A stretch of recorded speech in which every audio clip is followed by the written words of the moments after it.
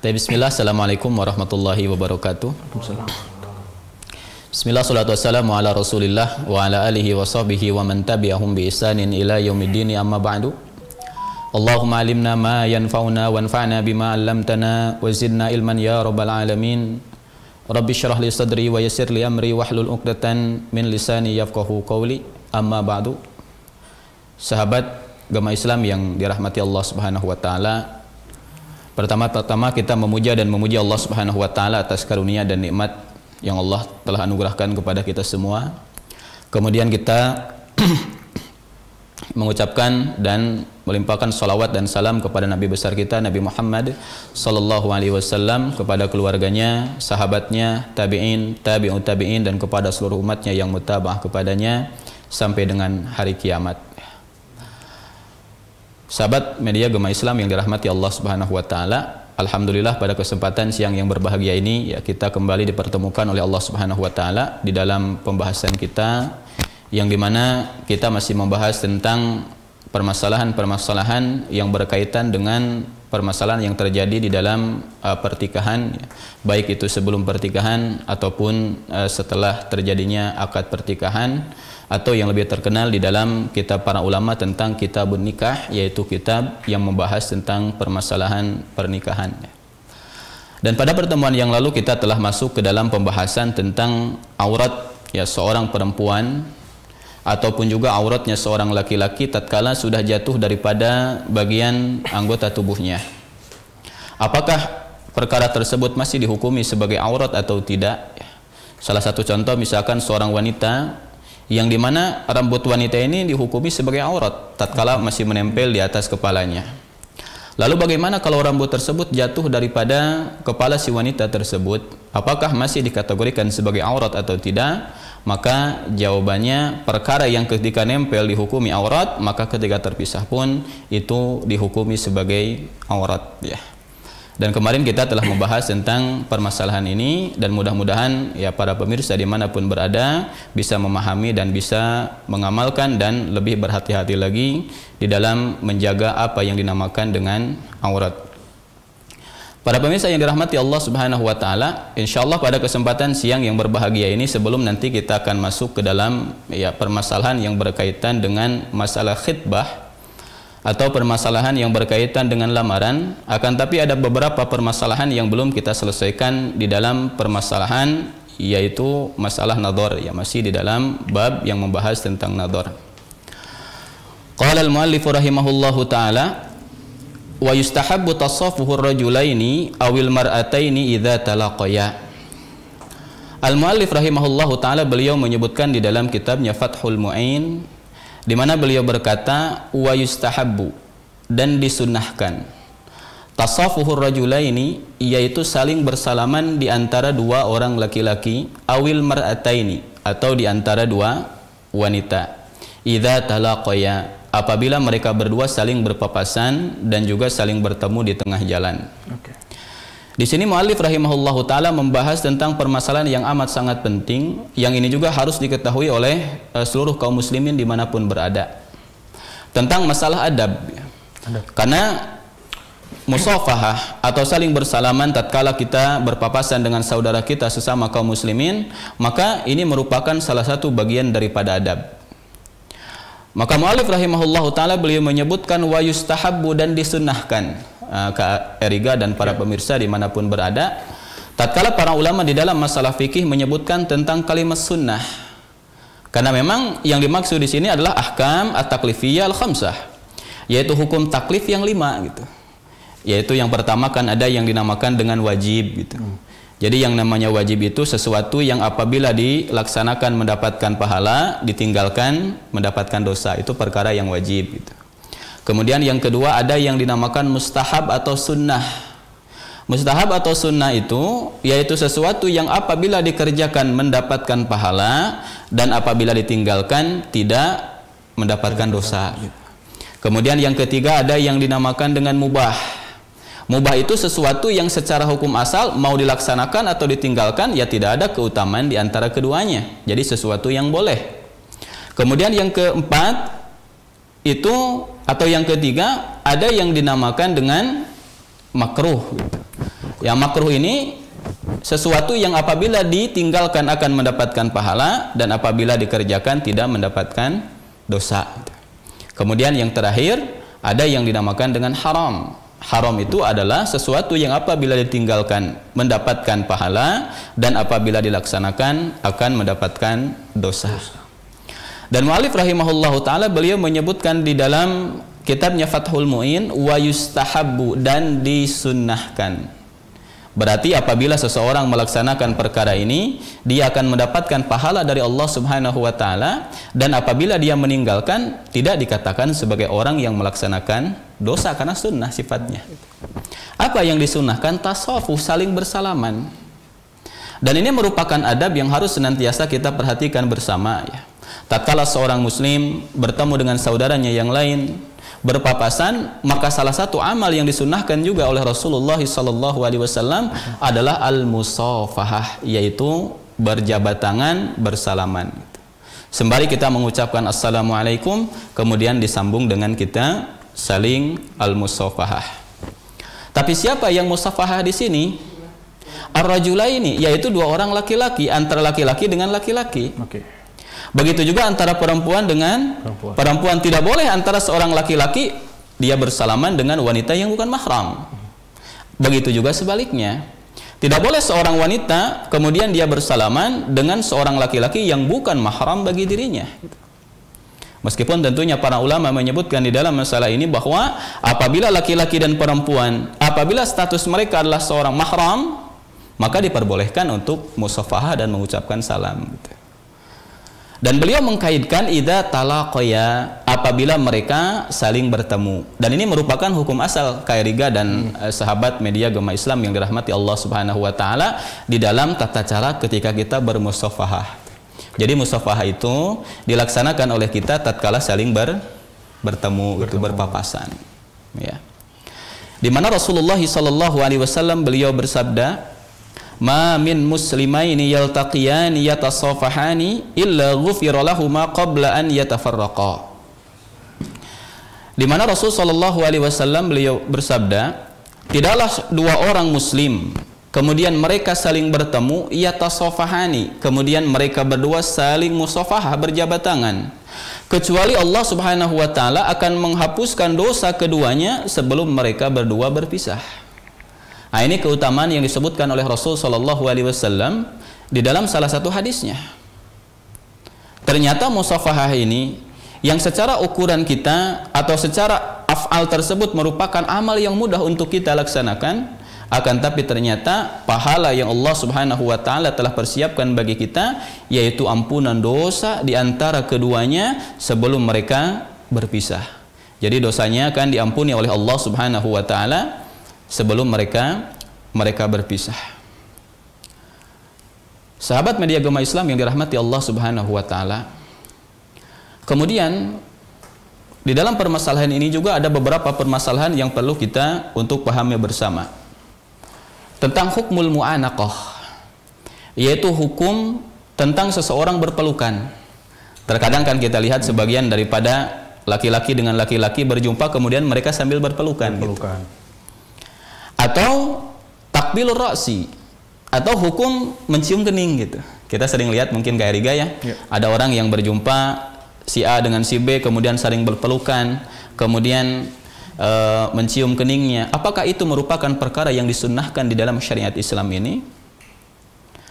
Maka Syekh Syahid Bakri rahimahullahu taala di dalam kitabnya Hasyiyatu I'anatit Talibin, di mana beliau menyebutkan wa tukrahu al-mu'anaqah, dimakruhkan seseorang itu untuk saling berpelukan, dan dimakruhkan bagi dirinya juga untuk mencium kening, illa, kecuali liqadimin minas safar, kecuali tatkala orang itu baru datang daripada safar gitu. Jadi itu tidak setiap bertemu, akan tapi hanya dikhususkan tatkala tidak bertemu atas jangka waktu yang lama dan dia baru datang daripada safar, baru diperbolehkan dan disyariatkan. Nah, ini juga perkara yang harus kita perhatikan bersama. Jadi mu'anaqah, berpelukan, kemudian mencium kening tatkala berjumpa, itu hanya disyariatkan tatkala yang pertama kita baru datang dari safar, kemudian yang kedua udah lama tidak berjumpa dengan dengannya, baru itu merupakan perkara yang disyariatkan. Kemudian perkara yang selanjutnya juga yang harus kita perhatikan tentang hukmu takbilil yad, hukum mencium tangan. Nah, ini juga kan perkara yang sering kita dapatkan di tengah-tengah masyarakat kita. Dan ini merupakan adah ya, merupakan salah satu kebiasaan yang biasa kita temukan di negara tercinta kita, di lingkungan masyarakat kita, di mana tradisi kita adalah biasanya mencium tangan. Gitu. Seorang anak mencium tangan kedua orang tuanya, seorang murid mencium ya gurunya dan seterusnya. Maka apakah perkara ini diperbolehkan atau tidak? Ya. Maka disebutkan di dalam kitab I'anatul Talibin, di mana Syekh Syed Bakri rahimahullahu taala beliau mengatakan wa yusannu taqbilu yaddil hayyi lis-salahin aw nahwihi minal umuri diniyah. Disunnahkan bagi seseorang untuk mencium tangan orang yang masih hidup. Karena apa? Karena nampak daripadanya orang tersebut merupakan orang yang baik agamanya. Seperti orang yang memiliki ilmu, seperti orang yang zuhud, atau mimbabil ikram, yaitu merupakan salah satu penghormatan dari orang yang menganggap dirinya di bawah daripada martabat orang lain. Penghormatan dari seorang anak kepada kedua orang tuanya, penghormatan dari seorang murid kepada gurunya, penghormatan kepada orang yang masih muda kepada orang yang sudah tua. Sebagai penghormatan bagi dirinya, maka ini disunnahkan untuk dilaksanakan. Jadi ini merupakan perkara yang boleh gitu ya. Ini merupakan perkara yang boleh, maka silahkan untuk dilakukan gitu. Akan tapi tentunya dengan catatan ya, dan para ulama telah membahas perkara ini bahwa jangan sampai seorang tatkala dia mencium ke tangan seseorang, maka jangan sampai dia melakukan dalam keadaan posisi sujud atau ruku gitu. Menunduk gitu. Merendahkan badan seperti seseorang itu ketika ruku atau bahkan dia sampai sujud, maka ini merupakan perkara yang diharamkan, bahkan tidak boleh. Berarti ketika mencium tangan nggak boleh sambil gitu ya? Nah, tidak boleh sambil merungguk. Karena kebanyakan di kita sebenarnya seperti itu. Nah, itu mungkin yang harus kita perbaiki bersama gitu. Jadi sahabat media agama Islam yang dirahmati Allah Subhanahu wa taala, kalau kita ingin mencium misalkan tangan guru kita atau kedua orang tua kita, maka yang ditarik tangannya ke kita gitu. Jangan sampai kita yang tertarik oleh tangan, apalagi sampai posisi ruku ataupun posisi sujud, dan ini tidak diperbolehkan. Karena kita hanya diperbolehkan untuk sujud dan juga ruku itu semata-mata hanya kepada Allah Subhanahu wa taala. Sekalipun salamannya dengan orang tua, Ustaz? Sama, tidak boleh. Ya, sama tidak boleh, dan ini harus senantiasa diperhatikan oleh kaum muslimin dimanapun berada. Akan tapi para ulama tentunya di mana mereka memakruhkan ya, seseorang itu mencium tangan li ajlil ghina, karena melihat orang tersebut memiliki banyak harta, karena ada maunya gitu. Terkadang ada orang yang sampai merendahkan kepada orang-orang yang agnia, orang-orang kaya, orang yang dianggap memiliki berbagai macam kemudahan sehingga dia dapat mengambil manfaat tersebut. Maka di dalam kitab I'anatul Talibin disebutkan hukumnya makruh, dibenci. Orang itu sampai mencium tangan, akan tapi alasannya karena orang tersebut adalah orang yang memiliki harta atau orang yang memiliki dunia. Akan tapi tentunya tadi mencium tangan itu dilakukan kepada orang-orang yang dinilai bahwa orang tersebut adalah orang yang baik agamanya, orang yang memiliki ilmu, orang yang zuhud, atau seorang anak kepada kedua orang tuanya, maka ini diperbolehkan. Nah, baik Ustaz. Sebelum kita lanjut soal mencium tangan, Ustaz. Ana pernah menemukan secara tidak sengaja ataupun lewat video, kan gini, kalau bicara fikih kan harus jelas ya Ustaz, harus detail ya Ustaz. Nah, saya pernah lihat ada yang mencium tangan sampai bolak-balik Ustaz.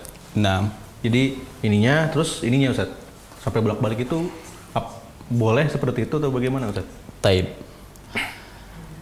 Pertama yang harus kita perhatikan bersama adalah di dalam syariat Islam itu tidak boleh yang namanya al-ghulu atau berlebih-lebihan di dalam melaksanakan satu perkara. Apalagi orang tersebut bertabarruk, jadi dia mengalap berkah kepada orang yang dia cium tangannya, maka perkara ini sesungguhnya dinafikan di dalam syariat Islam. Akan tapi tatkala kita mencium tangan, maka lakukanlah dengan cara yang benar tanpa kita berlebih-lebihan.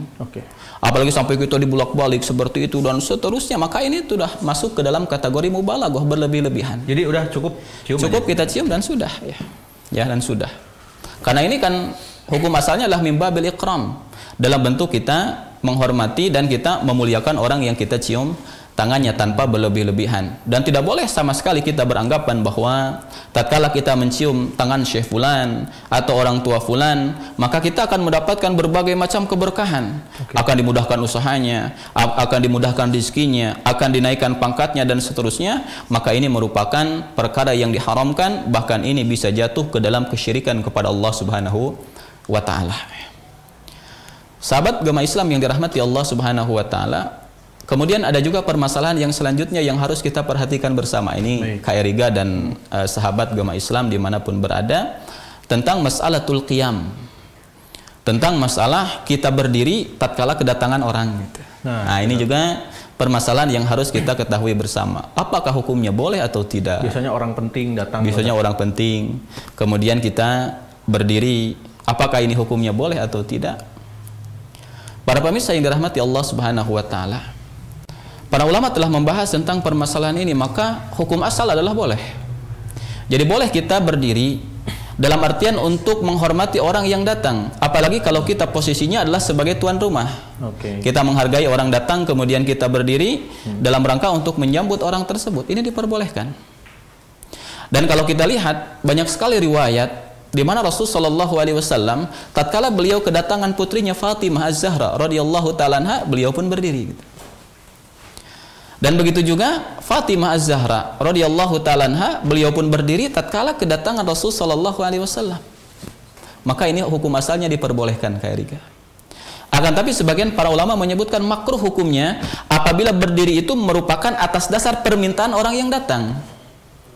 Misalkan si raja datang, kemudian dia mengatakan, kalau saya datang, seluruh menteri, seluruh rakyat saya harus berdiri semuanya atas permintaan dia,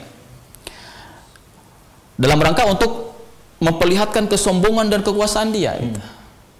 Kerajaan saya besar seperti ini, pangkat saya tinggi, maka tidak selayaknya ada masyarakat yang duduk, maka dia harus berdiri, keinginan dia, permintaan dia.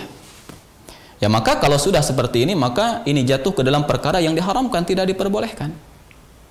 Jadi tadi berdiri itu hanya sebatas tatkala kita untuk menghormati tamu yang datang ke rumah kita, atau dalam rangka untuk menghormati ya orang-orang yang diberikan oleh Allah Subhanahu wa taala berbagai macam keutamaan, baik dari sisi ilmu ataupun kesolehan ataupun kezuhudan, ataupun dia diberikan oleh Allah Subhanahu wa taala berbagai macam kebaikan yang jarang dimiliki oleh manusia-manusia yang lain. Sahabat agama Islam yang dirahmati Allah Subhanahu wa taala, kemudian kita lanjutkan kembali ke Eriga. Di mana mu'alif rahimahullahu taala beliau mengatakan, wa yahrumu musafahatul amradil jamil kanadharihi bi syahwatin. Diharamkan untuk bersalaman dengan al-amrad yang dia memiliki paras yang sangat indah, sebagaimana melihatnya dengan syahwat. Nah, ini ada permasalahan yang selanjutnya yang mungkin ini di tengah-tengah kita dianggap perkara yang asing. Diharamkan musafahah, bersalaman dengan al-amrad. Siapa yang dimaksud dengan al-amrad? Di mana para ulama menyebutkan al-amrad itu adalah rajul, seorang laki-laki, man nabata syaribuhu walam yanbut lihyatuhu. Di mana yang dinamakan amrad itu adalah seorang anak yang beranjak dewasa, yang kumisnya itu sudah tumbuh tapi jenggotnya belum tumbuh gitu. Apa bahasa kitanya itu?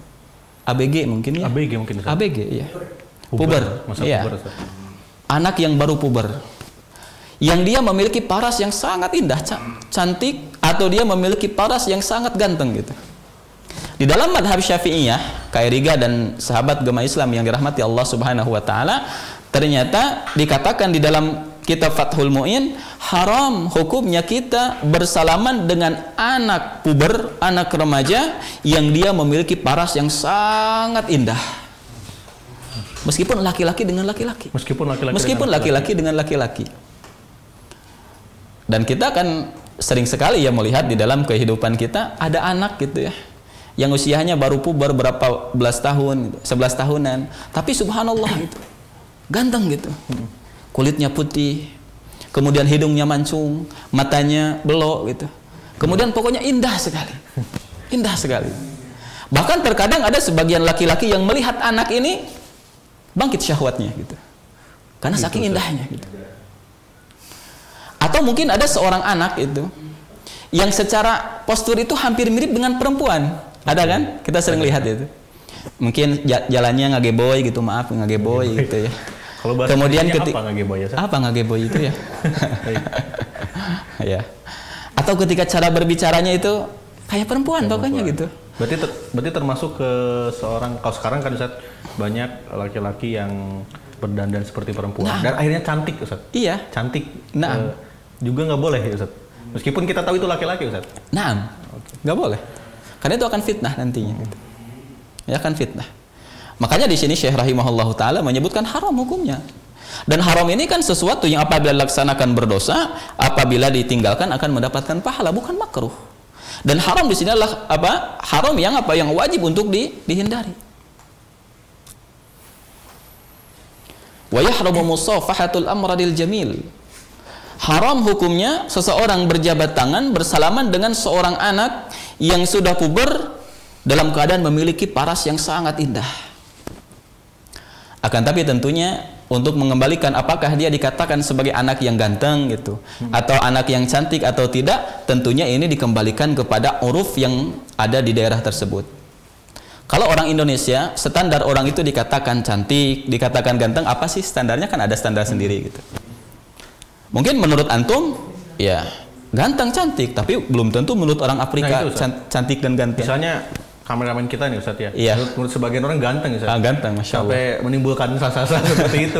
Tapi menurut orang lain enggak. Berarti secara pribadi dia berarti? Enggak bukan secara pribadi, akan tapi secara uruf. Yang lumrah di daerah tersebut. Yang lumrah di daerah tersebut. Berarti ada kriteria. Ya, ada kriteria tertentu. Ya kalau kita tanya kepada orang yang berkulit hitam, orang Afrika, menurut antum ini wanita yang cantik itu apa ukurannya? Mungkin menurut mereka semakin hitam semakin cantik gitu. Tapi kalau ditanya sama antum, yang paling hitam itu kan belum tentu cantik gitu. Nah, itu kan kembali kepada uruf dan adat kebiasaan daerah atau negara tertentu. Ya. Diharamkan seseorang itu untuk berjabat tangan dengan seorang anak yang baru beranjak dewasa yang memiliki paras yang sangat indah. Sebagaimana diharamkan bagi kita semua untuk melihat anak tersebut dengan adanya syahwat. Laki-laki dengan laki-laki saja, kalau di dalamnya terdapat syahwat atau terdapat perkara-perkara yang akan membangkitkan syahwat hawa nafsu, maka ini berubah yang tadinya hukumnya halal secara asal bisa menjadi haram. Ya makanya pada pertemuan yang lalu kita telah membahas tentang seyogianya seorang laki-laki dengan laki-laki itu tidak boleh tidur di dalam atau di atas satu kasur dan satu ranjang. Dan juga tidak boleh di antara mereka tidur berdua laki-laki dengan laki-laki dalam keadaan mereka bertelanjang dan hanya menggunakan selimut atau satu baju untuk berdua, itu tidak boleh, haram. Kenapa demikian? Inilah yang dinamakan dengan saddud dzariyah atau menutup berbagai macam celah yang akan menghantarkan seseorang ke dalam berbagai macam pintu kemaksiatan. Dan ini dahsyatnya syariat Islam Kak Eriga ya. Di mana syariat Islam ini akan menutup berbagai macam celah yang dimana celah tersebut dapat dimasuki oleh seseorang untuk melakukan kemaksiatan kepada Allah Subhanahu wa taala, maka syariat Islam pasti akan menutupnya. Karena ya kita melihat sendiri ya, ada sebagian daripada laki-laki yang pada akhirnya karena dia sering bergaul dengan orang tersebut, kemana-mana berdua, tidur pun satu kasur berdua, sehingga terjadi hubungan yang terlarang. Laki-laki suka sama laki-laki kan ada, atau perempuan suka dengan perempuan. Maka Islam ini akan menutup berbagai macam celah yang akan menghantarkan orang tersebut kepada perkara-perkara yang diharamkan oleh Allah Subhanahu wa taala dan Rasulnya. Hatta bersalaman saja dilarang gitu. Dilarang. Dan ini pun ada sebagian daripada riwayat atau athar di mana Sufyan Ats-Tsauri rahimahullahu taala tatkala beliau berada di dalam WC gitu, kemudian masuklah ke rumahnya seorang pemuda amrad, yaitu seorang anak muda yang baru beranjak dewasa dalam keadaan posturnya sangat ganteng, sangat indah. Kemudian Al-Imam Sufyan Ats-Tsauri rahimahullahu taala beliau mengatakan, akhrijuhu anni, keluarkan dia daripadaku, keluarkan dia daripadaku. Fa inni ara ma'a kulli imra'atin syaitanan, karena saya melihat di dalam seorang wanita itu ada satu setan. Makanya kan kalau kita melihat wanita yang bukan mahram, yang tidak halal bagi kita, biasanya jauh lebih indah dibanding dengan wanita yang telah halal bagi diri kita. Betul atau tidak? Mungkin betul, Ustaz. Ya, mungkin betul. Mungkin silahkan ditanyakan ya kepada yang lain, Ustaz, ya. Ya, pada suami yang telah memiliki istri. Tatkala antum melihat istri antum di rumah, dibandingkan dengan tatkala antum melihat wanita yang tidak halal bagi antum, mana yang lebih cantik itu? Terkadang kebanyakan orang melihat, kenapa ya wanita yang bukan mahram bagi dirinya, yang belum dia nikahi itu jauh lebih cantik dibanding dengan istrinya yang telah halal bagi dirinya? Karena ada syaitan bermain di sana. Maka Sufyan Ats-Tsauri rahimahullahu taala beliau menyebutkan, karena sesungguhnya saya melihat setiap wanita itu ada satu syaitan. Wa makulli amrodin sab'ata asyara syaitanan. Dan saya melihat setiap anak amrod, setiap anak yang baru beranjak dewasa, yang memiliki paras yang indah, masing-masing di antara mereka ada 17 syaitan. Jadi ini lebih dahsyat, lebih dahsyat, karena akan menyebabkan orang tersebut suka terhadap sesama jenis, dan ini berbahaya. Makanya kan kalau kita lihat di dalam masalah dosa saja, mana yang lebih besar dosanya? Apakah berzina atau melakukan hubungan sesama jenis? Maka jawabannya, melakukan hubungan sesama jenis, laki-laki dengan laki-laki, perempuan dengan perempuan, dosanya jauh lebih besar dibanding dengan orang melakukan zina. Maka syariat Islam ini menutup celah supaya orang tersebut tidak terjerumus ke dalam perkara-perkara yang diharamkan oleh Allah Subhanahu wa taala. Wa yukrahu musafahatu man bihi ahatun kal abrasi wal ajdam.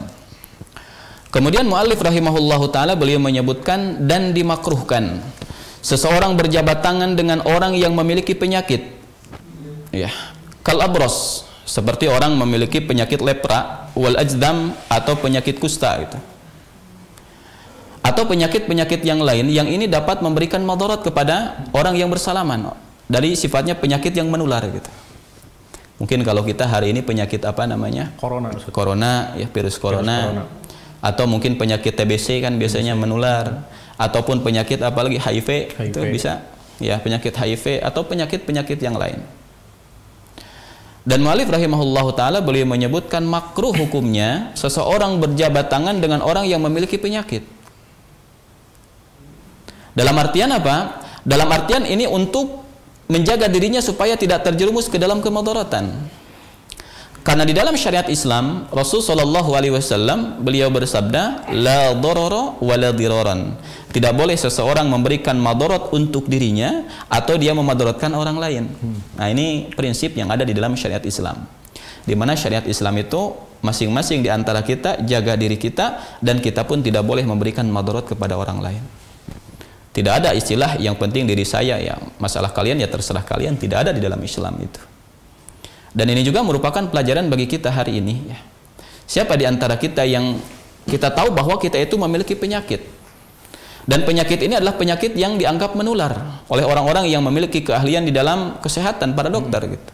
Maka jangan kita beranggapan saya akan tularkan penyakit ini kepada orang lain, saya akan berjabat tangan dengan orang lain supaya sama-sama merasakan penyakit ini gitu. Maka ini tidak boleh, dan ini berdosa gitu. Dan ini berdosa. Meskipun tentunya ya di dalam syariat Islam bahwa tidak ada satupun penyakit yang menular kecuali dengan izin dan kehendak dari Allah Subhanahu wa taala. Di mana Rasul sallallahu alaihi wasallam beliau bersabda, la adwa wa la tiyarata. Gak ada tuh yang namanya penyakit menular, dan tidak ada yang namanya kesialan gitu. Jadi yang penyakit menular itu tidak ada. Kemudian yang namanya kesialan, tatayur, tiarah gitu. Seseorang kalau dilahirkan hari Sabtu akan ini gitu. Seseorang kalau dia mau mancing, kemudian di jalan ketemu ular hitam, biasanya nggak bakal dapat mancingnya. Nah, itu tatayur gitu. Maka dalam Islam dikatakan tidak ada. Akan tapi ada hadis yang lain di mana Rasul sallallahu alaihi wasallam beliau bersabda, "Firru minal majdum kama tafirru minal asad." Larilah engkau daripada penyakit lepra sebagaimana engkau lari daripada singa gitu. Diperintahkan oleh Rasul sallallahu alaihi wasallam supaya kita menghindar. Maka para ulama menggabungkan dua hadis ini, di mana mereka mengatakan yang namanya penyakit itu tidak dapat menularkan dirinya secara sendiri gitu. Akan tapi penyakit menular bisa ada atas dasar dan kehendak dan izin dari Allah Subhanahu wa ta'ala. Jadi penyakit itu tidak dapat menularkan dirinya sendiri kecuali dengan izin dan kehendak dari Allah Subhanahu wa ta'ala. Maka dengan apa yang dikatakan demikian digabungkanlah dua hadis tersebut. Jadi penyakit tidak dapat menularkan dirinya kecuali atas dasar izin dan kehendak dari Allah Subhanahu wa ta'ala. Ini makruh hukumnya. Jadi makruh seseorang di mana dia bersalaman dengan orang-orang yang memiliki penyakit seperti penyakit kusta. Ini penyakit kulit ya. Ataupun penyakit lepra. Ataupun penyakit-penyakit yang lain yang dianggap penyakit ini adalah penyakit yang membahayakan.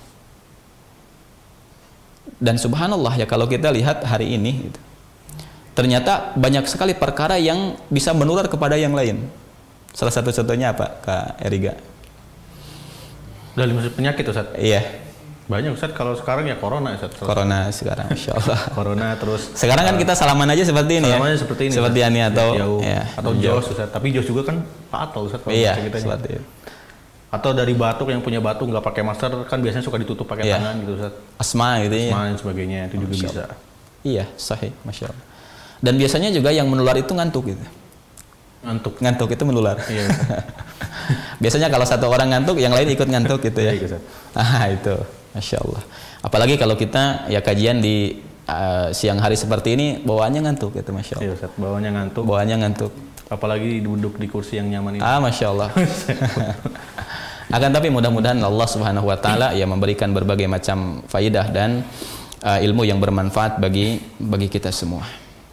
Sahabat agama Islam yang dirahmati Allah Subhanahu wa ta'ala, ya tentunya di dalam permasalahan ini ada beberapa faidah yang dapat kita ambil atau perkara yang bisa kita praktekkan di dalam kondisi kita hari ini. Ternyata para ulama dari zaman ke zaman telah membahas tentang masalah al-musafahah di dalam masalah bersalaman. Ternyata dari satu sisi salaman ini merupakan perkara yang disyariatkan di dalam syariat Islam. Akan tapi di dalam kondisi tertentu, ketika terjadinya wabah, berbagai macam penyakit, maka makruh hukumnya seseorang itu saling musafahah atau saling bersalaman. Dan ini pun dapat kita praktekkan hari ini. Jadi para pemirsa dimanapun berada, kalau hari ini sampai detik ini kita belum mampu untuk berjabat tangan dengan saudara kita sesama kaum muslimin, jangan bersedih. Karena prinsipnya di dalam syariat Islam, takutnya kita terkena madarat oleh orang lain atau kita yang memberikan madarat kepada yang lain. Karena seorang muslim itu harus mampu memberikan keselamatan bagi dirinya dan juga orang lain. Amin. Yeah. Selain kita ingin mendapatkan keselamatan dari berbagai macam jenis wabah, ya, corona mungkin COVID hari ini, begitu juga kita berharap dan kita berkeinginan orang lain pun akan diberikan keselamatan oleh Allah Subhanahu wa ta'ala. Jaga diri kita dan jaga juga orang lain. Karena ciri seorang mukmin adalah dia mencintai saudaranya sebagaimana dia mencintai dirinya sendiri. Jadi kita saling menjaga. Jadi jangan sekali-kali kita bersedih. Dan jangan beranggapan yang penting saya sehat, yang lain ya terserah mereka, saya tidak pikirkan, maka itu tidak diperbolehkan. Ya, makanya di sini di dalam masalah bersalaman juga telah diatur bahwa kalau orang tersebut memiliki penyakit yang dianggap menular, maka makruh hukumnya bersalaman dengan orang tersebut. Apalagi lebih daripada itu.